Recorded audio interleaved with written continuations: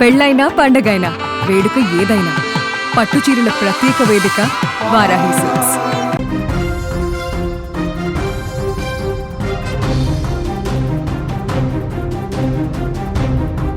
Israel Iran యుద్ధానికి సంబంధించిన ఒక కీలక బ్రేకింగ్ న్యూస్ మనం చూస్తున్నాం. ఇజ్రాయెల్ దాడులతో ఇరాన్ దిగొచ్చినట్టుగా కనిపిస్తోంది. న్యూక్లియర్ ప్రోగ్రాంపై చర్చలకు అంగీకారం తెలిపినట్టుగా సమాచారం వస్తుంది. అరబ్ మిత్ర దేశాలతో ఇరాన్ రాయబారాన్ని పంపించింది. ఇజ్రాయెల్ అమెరికాకు ఇరాన్ సందేశం పంపింది. మధ్యలోకి అమెరికా రావద్దంటూ కండిషన్ పెట్టిన పరిస్థితుంది. సౌదీ, ఖతార్, ఒమన్ దేశాల మధ్యవర్తిత్వం ఉండబోతున్నట్టుగా తెలుస్తోంది. వాషింగ్టన్కి అరబ్ దేశాలు విజ్ఞప్తి చేసిన సమాచారం మనకు వస్తోంది. ఇరాన్ దగ్గర అణ్వాయుధాలు ఇక ఉండవని డొనాల్డ్ ట్రంప్ చేసిన ట్వీట్తో కొత్త విషయం ఇప్పుడు వెలుగులోకి వచ్చింది. యుద్ధం ఆపేయాలని ఇరాన్, ఇజ్రాయెల్ అమెరికాకు సందేశం పంపించినట్టుగా తెలుస్తోంది. అణు విధానాలపైన ఇజ్రాయెల్తో చర్చించడానికి తాము సిద్ధంగా ఉన్నట్టు చెప్పింది. నిజానికి ప్రజా అవసరాలకు మించి యురేనియం సిద్ధం చేస్తున్న తరుణంలోనే ఈ యుద్ధం మొదలైంది. ఈ విషయం కనిపెట్టిన ఇజ్రాయెల్ ఇరాన్పై దాడులు చేసింది. అయితే ఇప్పటికే మూడో వంతు ఇరాన్ దేశం తీవ్రంగా ధ్వంసమైనట్టు తెలుస్తోంది. దాదాపు 500 మంది చనిపోయినట్టుగా సమాచారం. ఇజ్రాయెల్ కూడా తీవ్రంగా నష్టపోయింది. ఇక్కడ కూడా 30 మంది చనిపోయారని, 500 వరకు గాయపడ్డారని తెలుస్తోంది. ఈ పరిణామాలన్నింటి నేపథ్యంలో యుద్ధంపై ఇరాన్ వెనక్కి తగ్గినట్టుగా కనిపిస్తోంది. ఇజ్రాయెల్కు మద్దతుగా అమెరికా ఘర్షణలో పాలు పంచుకోవద్దన్న కండిషన్ ఉంటే తాము అణు అంశాలపై చర్చకు సిద్ధమని ఇరాన్ చెప్పినట్లుగా మనకి సమాచారం వస్తోంది. దీని గురించి మనం మాట్లాడదాం. ప్రస్తుతం న్యూస్ రూమ్ నుంచి లైవ్లో జాయిన్ అయ్యారు సీనియర్ జర్నలిస్ట్ విజయ్. వారితో మాట్లాడదాం. విజయ్, ప్రస్తుత పరిస్థితులు మనం చూస్తూ ఉన్నాం. ఇరాన్, ఇజ్రాయెల్ విపరీతంగా, ఇరాన్ మూడో వంతు గగనతల రక్షణ పూర్తిగా తన నియంత్రణలోకి తెచ్చేసుకుంది ఇజ్రాయెల్. సో ఇప్పుడు ఒక మెట్టు దిగిన పరిస్థితి కనిపిస్తుంది. ఇరాన్ కొంత మెత్తబడ్డట్టుగా కనిపిస్తుంది. అరబ్ కంట్రీస్తో, తమకు సన్నిహితంగా ఉన్నటువంటి కంట్రీస్తో ఆల్రెడీ ఒక రాయబారాన్ని నడిపిన పరిస్థితి మనం చూస్తున్నాం. అయితే కండిషన్లు కూడా పెట్టినట్టుగా తెలుస్తోంది. ఏమంటారు? ఎస్ వాళ్ళి అంటే 5 రోజుల యుద్ధం తర్వాత ఇజ్రాయెల్, ఇరాన్ మధ్య జరుగుతున్నటువంటి యుద్ధం చూస్తే ముఖ్యంగా ఒక రకంగా కీలకంగా ఇజ్రాయెలే ఇరాన్ మీద ఎక్కువ దాడులు చేసింది అనుకోవాలి. ఒక రకంగా పై చేయి సాధించేటువంటి పరిస్థితి కూడా వచ్చిందని చెప్పుకోవాలి. అయితే ఇప్పుడు ఒక మెట్టు దిగింది ఇరాన్ అనుకోవచ్చు. ఎందుకంటే ఎవరైతే మిత్ర దేశాలుగా ఉన్నటువంటి గల్ఫ్ దేశాలు, ఇస్లామిక్ దేశాలు ఉన్నాయో, ఒమన్ కావచ్చు, అలాగే సౌదీ కావచ్చు, యుఏఈ, ఈ 3 దేశాలు కూడా అటు అమెరికాతోనూ అలాగే ఇజ్రాయెల్తో కూడా సంప్రదిస్తుంది. ఒక దౌత్యం చేసేటువంటి పరిస్థితి కూడా చాలా స్పష్టంగా కనిపిస్తుంది. 5 రోజుల దాడుల తర్వాత అంటే కీలకంగా మొత్తం మీద టెహ్రాన్కి సంబంధించినటువంటి గగనతలాన్నంతా కూడా తమ కంట్రోల్లోకి తెచ్చేసుకుంది ఇజ్రాయెల్.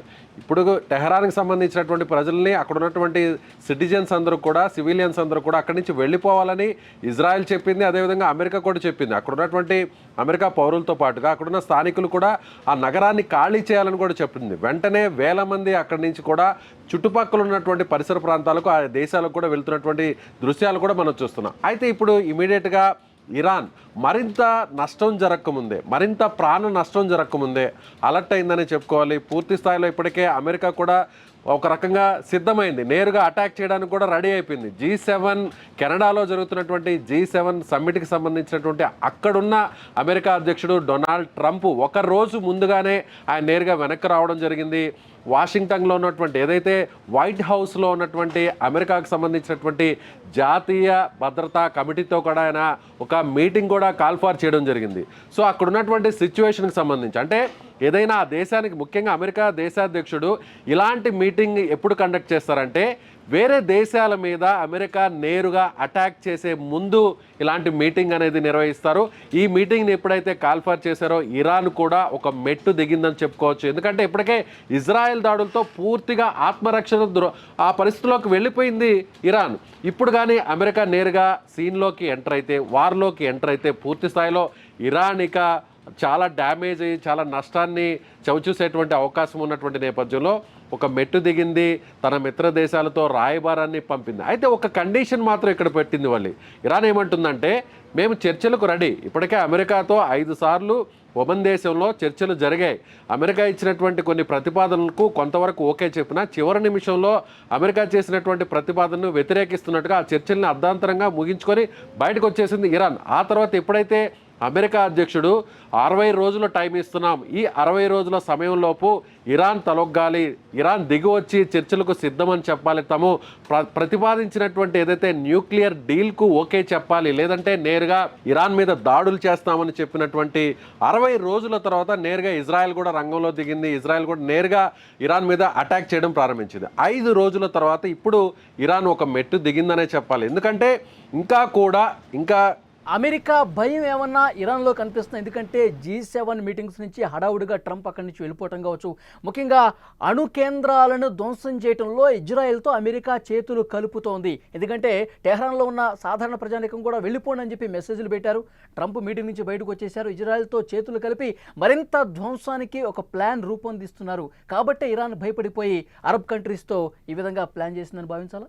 అన్నట్టుగానే ఇది ఖచ్చితంగా చెప్పాలి. ఎందుకంటే ఒకవేళ నేరుగా సీన్లోకి అమెరికా వస్తే మాత్రం ఇరాన్ అనేది ఇంకా ఎంత దారుణమైనటువంటి పరిస్థితులు అక్కడ ఉంటాయో మనం ప్రత్యేకంగా చెప్పాల్సిన అవసరం లేదు. అమెరికా లాంటి దేశం నేరుగా ఒక దేశం మీద అటాక్ చేస్తుంది, వార్ని స్టార్ట్ చేసిందంటే చివరి వరకు కూడా అమెరికా ఎక్కడ కూడా వెనక్కి తగ్గదు. సో ఇది ఒక రకంగా 3వ ప్రపంచ యుద్ధానికి కూడా దారి తీసేటువంటి పరిస్థితులు చాలా స్పష్టంగా కనిపిస్తున్నాయని మనం ప్రీవియస్ వీడియోలో కూడా చెప్పుకున్నాం. అయితే ఇప్పుడు అమెరికా ఎంటర్ అయితే ఇరాన్ పూర్తి స్థాయిలో డ్యామేజ్ అవుతుంది, ఇక పూర్తి స్థాయిలో ప్రాణ నష్టం జరుగుతుంది, ఇరాన్ యొక్క పూర్తిగా ఎక్కడ కూడా విధ్వంసం జరిగేటువంటి పరిస్థితులు ఉన్నాయనేటువంటి ఒక భయంతోనే ఇరాన్ ఇప్పుడు వెనక్కి తగ్గింది. అయితే ఇక్కడ ఒక కండిషన్ కూడా పెట్టింది వాళ్ళు. ఏమంటుందంటే ఇరాన్కి మధ్య జరుగుతున్నటువంటి ఘర్షణ విషయంలో అమెరికా ఎంటర్ కాకూడదు, అమెరికా జోక్యం చేసుకోకూడదు, నేరుగా ప్రస్తుతం జరుగుతున్నటువంటి యుద్ధం మీద అటు ఇజ్రాయెల్తో చర్చలు జరిపితే ఇజ్రాయెల్ ప్రతినిధులు లేదా ఇరాన్ ప్రతినిధులు ఇద్దరు ఒక చర్చలు జరిపితే ఈ చర్చల మధ్యలో అమెరికా జోక్యం ఉండకూడదు అనేటువంటి ఒక ప్రతిపాదన కూడా చేసింది. లేదా ఈ డీల్ మీద, న్యూక్లియర్ డీల్ మీద ఒకవేళ దిగి వచ్చి ఇరాన్ నేరుగా అమెరికాతో చర్చలకు సిద్ధమైతే ఈ చర్చలు జరుగుతున్నటువంటి సమయంలోనే ఇజ్రాయెల్కి సంబంధించినటువంటి ఇష్యూ మీద కూడా అమెరికా జోక్యం చేసుకోకూడదు, ఏదున్నా కూడా నేరుగానే మేము తేల్చుకుంటాం అనేటువంటి ఒక మెసేజ్ను కూడా ఇరాన్ ఇచ్చిందనే విషయం చెప్పాలి. మరొక విషయం ఏంటంటే ఇరాన్ కూడా ఏదైతే 1968లో చేసుకున్నటువంటి అంతర్జాతీయ ఒప్పందాన్ని తాము రద్దు చేసుకుంటున్నాం, ఏదైతే అణ్వస్త్ర వ్యాప్తికి సంబంధించినటువంటి నిరోధక ఒప్పందం ఉందో ఈ ఒప్పందాన్ని అప్పట్లో ఓకే చేసినటువంటి ఇరాన్ వెంటనే ఈ ఒప్పందం నుంచి బయటకు వచ్చి తమ పార్లమెంట్లో ప్రత్యేకంగా ఒక బిల్లును ప్రవేశపెట్టి అందుకు కావాల్సినటువంటి అనుమతులన్నీ కూడా తీసుకుంది. అంటే అణ్వాయుధాలని వేరే దేశాల నుంచి తీసుకోవడం కావచ్చు, తయారు చేసుకోవడం కావచ్చు, అలాగే బదిలీ చేయడం కావచ్చు, ఈ ఒప్పందంలో ఉన్నటువంటి కీలకమైనటువంటి షరతులు. ఈ షరతులన్నింటినీ కూడా పక్కన పెట్టి తాము అణ్వాయుధాలని వేరే దేశాల నుంచి తీసుకోవడం కానీ లేదంటే తామే సొంతంగా తయారు చేసుకోవడం కానీ అది చేస్తున్నాము అనేటువంటి విషయాన్ని పరోక్షంగా ప్రకటించింది ఇరాన్. వెంటనే ఎప్పుడైతే ఇరాన్ ఈ స్టెప్ తీసుకుందో అక్కడ కెనడాలో G7 సమ్మిట్లో ఉన్నటువంటి అమెరికా అధ్యక్షుడు నేరుగా ఒక రోజు ముందుగానే ఆయన కెనడా నుంచి నేరుగా అమెరికాకు రిటర్న్ అయ్యారు. ఆయన వాషింగ్టన్కి వస్తున్నారు. అక్కడ ఆ దేశానికి సంబంధించినటువంటి నేషనల్ సెక్యూరిటీ ఏజెన్సీ వీళ్లతో ఆయన సమావేశం కాబోతున్నారు. అంటే అమెరికా ఇక నేరుగా ఇరాన్ మీద అటాక్ చేయడానికి రెడీ అయిపోయింది అనేటువంటి సమాచారం తెలుసుకున్న తర్వాత సో ఇరాన్ ఇక చేసేది ఏమీ లేక వెనక్కు అడుగు వేసింది, ఒక మెట్టు దిగింది, ఒకటి కాదు 5 మెట్లు దిగిందనే చెప్పాలి. అయితే ఇప్పుడు అమెరికా దీని గురించి ఎలా రెస్పాండ్ అవుతుంది, అమెరికా దీనిపై ఎలా స్పందిస్తుంది? ప్రమేయం అసలు ఉండకూడదు అని చెప్తున్నటువంటి కండిషన్ పెడుతున్నటువంటి ఇరాన్ దానికి అమెరికా ఎంతవరకు యాక్సెప్ట్ చేసే అవకాశం ఉంది? దానికి ఇజ్రాయెల్ ఏమైనా ఒప్పుకునే పరిస్థితి కనిపిస్తుందా? అమెరికా ఒక డెసిషన్ తీసుకోవాలన్నా ఇజ్రాయెల్తో కలిసే ఒక డెసిషన్ తీసుకుంటుంది. ఇజ్రాయెల్ ఏదైనా అటాక్ చేయాలన్నా కూడా అమెరికా ఈ 2 దేశాలు మాట్లాడుకున్న తర్వాతే ఏ పరిణామం అయినా కూడా ముందుకు వెళ్ళే అవకాశం ఉంది. అంటే ఇక్కడ ఈ 2 దేశాలకు రాయబారాన్ని పంపింది ఇరాన్, తన మిత్ర దేశాలతో పంపింది. అయితే ఇప్పుడు ఇజ్రాయెల్ ఎలా స్పందిస్తుంది, ముఖ్యంగా అమెరికా దీనిపై ఎలా మాట్లాడుతుంది, ఎలాంటి స్టెప్ తీసుకోబోతుంది అనేది ఇప్పుడు ఆధారపడింది. సో ఒకవేళ మేము ఇక యుద్ధాన్ని ఆపడానికి సిద్ధంగా ఉన్నాం, గతంలో 2 రోజుల కింద ఒక మాట నింది ఇరాన్, ఏంటంటే ఇజ్రాయెల్ దాడులు ఆపితే మేము కూడా ఆపేస్తాం, మా మీద అటాక్ చేస్తుంది కాబట్టి ఇజ్రాయెల్, మేము ఆత్మరక్షణ కోసమే తిరిగి ఇజ్రాయెల్ మీద అటాక్స్ చేస్తున్నాం అని చెప్పింది. కానీ ఇప్పుడు దిగి వచ్చి ఏం చెప్తుందంటే మేము చర్చలకు సిద్ధంగా ఉన్నాం, కానీ ఆ చర్చలో ఒక కండిషన్ అనింది, అమెరికా జోక్యం చేసుకోకూడదు అనేటువంటి కండిషన్ పెట్టింది. అమెరికా జోక్యం లేకుండా ఇజ్రాయెల్ ముందుకు వెళ్ళడం లేదా వెనక్కి వెళ్ళడం ఆగడం అనేది జరగదు. అమెరికా ప్రోద్బలంతోనే కదా శాంతి జరగాలి. ఇప్పుడు దాడులు ప్రతిదాడులతో తీవ్రమైనటువంటి నష్టం 2 వైపులా కూడా కనిపిస్తుంది. ఇరాన్ అయితే పూర్తిగా నష్టపోయే పరిస్థితుంది. సో ప్రపంచ శాంతిని నేను కోరుకుంటున్నాను అని చెప్పి ట్రంప్ మాట్లాడుతూ ఉంటారు. మన భారత్ పాకిస్తాన్ సమయంలో కూడా నిద్రలేని రాత్రులు కలిపి కొంత సమయం సయోధ్య కుదిర్చింది నేనే అని చెప్పి ఆయన ట్వీట్లు పెట్టిన పరిస్థితి కూడా మనం చూసాం. సో అల్టిమేట్గా శాంతి నెలకొనాలి అని ఒక దానికి అందరూ కూడా కట్టుబడి ఉండాల్సిందే కదా. ఇప్పుడు అమెరికా కండిషన్ పెట్టినటువంటి నేపథ్యంలో అమెరికా శాంతి కోసం ఒక అడుగు ఏమన్నా వెనక్కేసే పరిస్థితి ఉందా ఇరాన్ కండిషన్? ఇక్కడ బెంజమిన్ నెతన్యాహు ఒక మాట కూడా చెప్పడం జరిగింది. యుద్ధం ఆగాలంటే మొత్తం ఇరాన్ తీసుకుంటున్నటువంటి నిర్ణయాల వెనకంతా కూడా ఇరాన్ సుప్రీంగా ఉన్నటువంటి ఖమేనీని అంతమొందించిన తర్వాతే యుద్ధం స్టాప్ అవుతుంది, నిలిచిపోతుంది అనేటువంటి ఒక మెసేజ్ను కూడా ఆయన ఇచ్చారు. అంటే ఆ విషయం ఎప్పుడైతే ఖమేనీ ఉన్నటువంటి బిల్డింగ్స్ మీద కూడా మిసైల్స్ అటాక్ జరిగిన తర్వాత ఖమేనీని సురక్షితమైనటువంటి ప్రాంతాలకు తీసుకెళ్లడం జరిగింది. బంకర్లో ఇప్పుడు ప్రస్తుతం ఖమేనీని దాచిపెట్టినటువంటి పరిస్థితి. ఒకవేళ ఇరాన్ చీఫ్ని కానీ అటాక్ చేసి ఒకవేళ హత్య చేస్తే అది ఇరాన్కి సంబంధించినటువంటి ఒక చాలా అప్రతిష్ట వచ్చేటువంటి పరిస్థితి ఉంది. నిజంగా ఆ దేశానికి సంబంధించినటువంటి సుప్రీంని కోల్పోతే ఇక పూర్తిగా ఇరాన్ ప్రపంచ దేశాల ముందు ఇక ఎక్కడ కూడా తలెత్తుకోలేనటువంటి పరిస్థితి. అలాంటి పరిస్థితులు రాకముందే ముందుగా ఒక రకంగా ఒక మెట్టు దిగిందనే చెప్పాలి. అయితే ఇప్పుడు డొనాల్డ్ ట్రంప్ కూడా ఆయన ఒక పోస్ట్ కూడా చేశారు. ఆయన పోస్ట్ చేసేదంటే ఏది ఏమైనా సరే ఖచ్చితంగా ఇరాన్ ఒప్పుకోవాల్సిందే, ఇరాన్ అణ్వాయుధాల తయారీని నిలిపివేయాల్సిందే, తాము ప్రతిపాదించినటువంటి న్యూక్లియర్ డీల్కు ససేమిరా ఒప్పుకోవాల్సిందే అనేటువంటి ట్వీట్ను కూడా ఆయన చేశారు. కెనడాలో G7 సమ్మిట్లో ఉన్నటువంటి ట్రంప్ ఒక రోజు ముందుగానే వెనక్కి వచ్చేశారు, అమెరికాకు వచ్చేశారు.